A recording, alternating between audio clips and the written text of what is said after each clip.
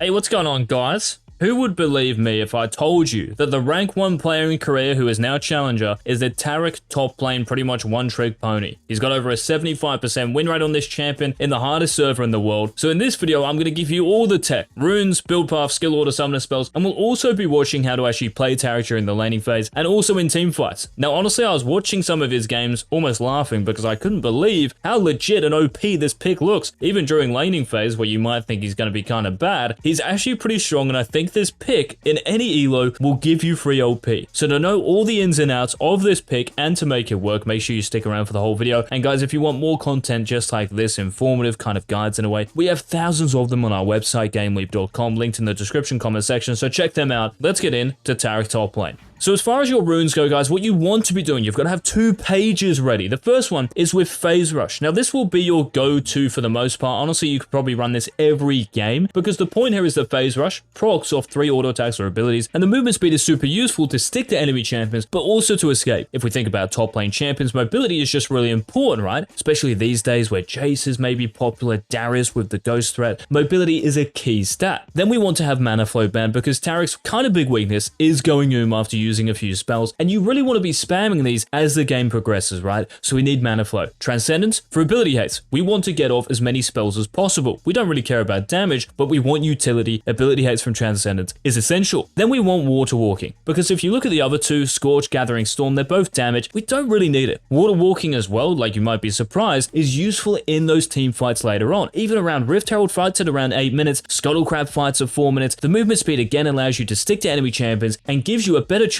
of landing your dazzle in those river team fights. Now for your secondary tree, this is the only thing this guy runs for both rune pages, so conditioning, and then you want revitalize. Conditioning because, well, it just makes you really tanky, right? And revitalize because it just works with Tarik and enhances your utility, your healing. Everything else is just not as good. Now as far as your minor runes go, the rank 1 career takes attack speed, armor, and then most of the time he's going HP. Now of course, if you're into a hard matchup, you can take double armor, especially if the enemy team is like full AD or their top and jungle are attack damage champions. You will be impossible to kill, like honestly. If you die in the first 10 minutes, I'll be amazed. But yes, those are the minor runes. Now for the secondary page, we can see here that press the attack, this guy actually tries in a few games. So PTA is really useful because you can probably get in a lot of auto attacks. One of the big things that's going to separate this Tarik player to a lot of others is just how many auto attacks he gets in, right? So press the attack with presence of mind because we do need mana, right? We don't have mana flow band from the sorcery tree. Presence of mind is the substitute in the precision tree. Then tenacity, even though this got nerfed. Alacrity, maybe you could think of running bloodline, does nothing for us, but tenacity is going to be better in pretty much every game. And then last stand, coup de grace, cut down. Don't worry about that. Last stand is the superior rune, and you can see the rest of the rune page is exactly the same, apart from, yes, running double armor. You might even want to run magic resist here if they have a lot of magic damage, but remember, Tarik is so good into attack damage teams because pretty much like all of your abilities scale off the bonus armor you get, so keep that in mind when you pick him as well. So those were the 2 rune pages. Now as far as build path goes and items, what are we going to be building here?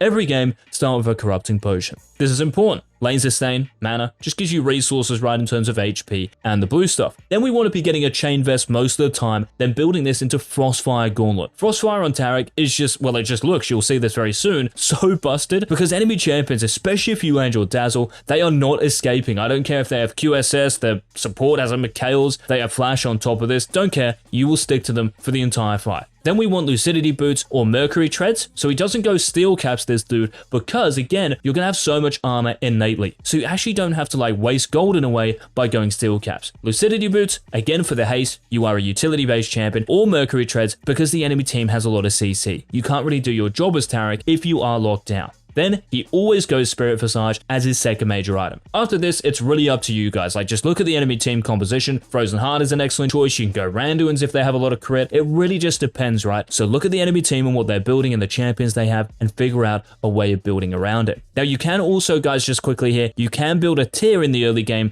if the lane is really free or if you get some sort of like early lead, right? Because tier is going to allow you even greater freedom with using and spamming your abilities. You don't have to worry about managing your mana bar bar nearly as much. So that is also an option, and late game you will build this into a Fimbulwinter or Winter Soldier, which actually got buffed this patch as well, which is also nice. Now, as far as your skill order goes, this is important. Pretty much every game, you want to be starting with your E, so your Dazzle. This actually makes your level 1 not too bad, especially if the enemy champion isn't that scary at level 1, because you can stun them, 2 auto attacks, and then run out. Now, if you're running Press the Attack, you might want to get in 3 auto attacks, but that's pretty much how a trade's going to go. Then we want to be putting 2 points in our Q, so by level 3, we have E, 1 point, 2 points in Q, then at level 4, we get our W. Then after this point, you are maxing your E, so you have this maxed out, rank 5 at level 9. Then we want to be maxing our Q, then our W, and of course you're skilling your ultimate at 6, 11, and 16. Now, your summoner spells. The last thing to talk about before we actually look at how to play laning phase and team fights on this pick, we want to be taking Ghost and Teleport. Well, this guy does in every single game. Sometimes he might take Smite, but honestly, that's tech we don't have to really get into here. Ghost and Teleport, consistent, reliable, it'll be good in every single game. Ghost, for the stickiness, yes, you can take Flash, but Flash on Taric, I mean, it's good with your Dazzle, but apart from that, like, you shouldn't really need it. And if you think about what we're building as well with Frostfire, the slow from this, and Ghost, it allows us to stick to the hip of the enemy champion we're looking to kill or to help our teammates kill. It's almost just like permanent lockdown you get with the movement speed and resistances too. Then Teleport because, again, we are a utility champion. We don't care about winning lane, even though you definitely can, and we're going to see this here, but TP to get around the map, make plays, especially in the late game. So that's like the foundation, guys, before we get into game that you have to know and have ready. Now let's get into how to play the laning phase. So like I said, if you guys start level 1 with your E, you don't have to be too scared of phase shaking champions, especially one like Renekton in this game, who isn't the scariest level 1.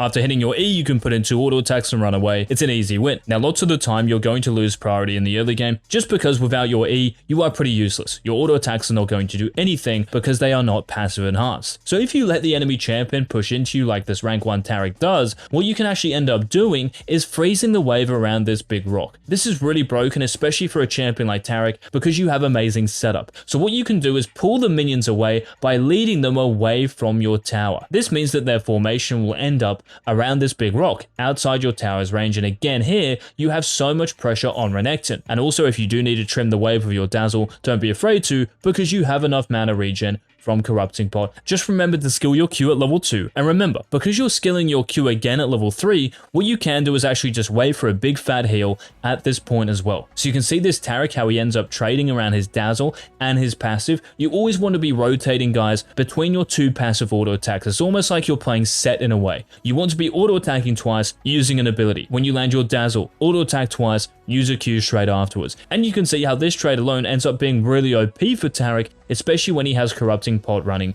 as well. The burn damage, the actual sustain during the fight itself, it looks really busted. But if you thought that looked broken, take a look at this next trade for me. Ends up landing his Dazzle, hitting the Renekton a couple of times, then using his Q. The trade is huge. Now here he has to play a little bit carefully afterwards because the enemy jungler is topside, so he's just chilling at this point. But already the game is going to be super free for him because he got out of the early laning phase. If you can do this in your games, you're going to be more than sweet. And a few seconds later, we see the same pattern, right? Renekton decides to push the wave, what a stupid crocodile, and Taric threatens to freeze the wave and probably even does this by again pulling the wave away from his tower's range. This is something you guys should look to do in your games, and even at this point here, he easily has enough gold for a Tear of the Goddess, and because he has TP, he could recall on this frozen wave, TP back with the Tear and stack it ASAP. So that's the strategy you guys can think of doing, but that's only if you think the laning phase is going to be really free. Renekton will still have some chances here. Now, I just want to show you guys how broken this looks once you get Chain Vest, because against most top laners, right, who are attack damage champions,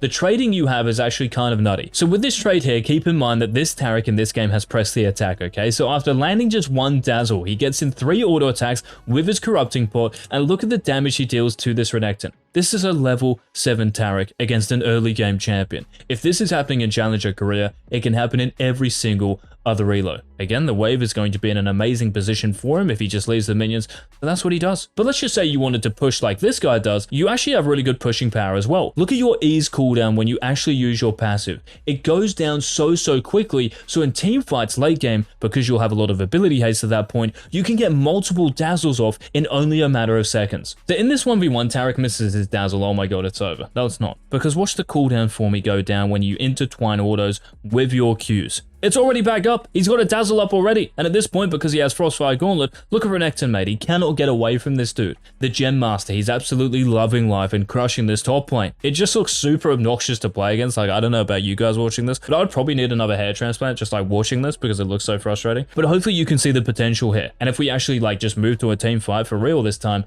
even though Taric might die in this team fight, watch the E cooldown for me. He has it up again in 3 seconds already after hitting the Karma. What about if we look at another one? He eased the Renekton here. He's stunned. Auto into a Q. Auto again. Look at the E cooldown. It's already back up pretty much by the time he used the other one. And Gragas gets stunned and actually dies at the end of this because Caitlyn's going to Gale Force over. Look at the E again. He's just got them all the time, bro. And Caitlyn gets a kill. That was like 3 to 4 dazzles maybe in what, like 10 seconds? This pick is cracked. Now, the last clip we're going to look at here, guys, is what you should be looking to do, especially when your AD carry, or maybe just any sort of teammate, I guess, is really fed, right, and they've got the most gold. What you want to be doing is just using your W on them and pretty much just like healing them and ulting them when they get low. So you're pretty much just playing Taric as a peel bot. Of course, you can still look for engages with your Dazzle and your Ghost, but most of the time, again, you just want to be sitting back on top of your AD carry. So this guy, because his Caitlyn is really strong, all he's done is just W her and pretty much sits on top of her. It's still important to try to stay in melee range because your passive at this point will deal decent damage too, and remember, it reduces the cooldown of your basic abilities. So keep that in mind. Don't just sit back AFK. You want to be active. And at the end of this fight, after he peels Renekton, you can see the insane peel he has on Caitlyn as well. He's soloing the dragon while the other team is 2v1ing, but all he does is just presses R and Q maybe. That's it. And Caitlyn is untouchable. So not only does this pick look really good against melee AD champions during the laning phase, but it looks even more insane once the game starts going late game and you become a peel bot or your AD carry. So think about playing this, guys. Let us know down below if you did enjoy the video by leaving a like. Any questions, any thoughts on the video, leave a comment down below. And until our next Season 13 upload, this has been Ace. Peace.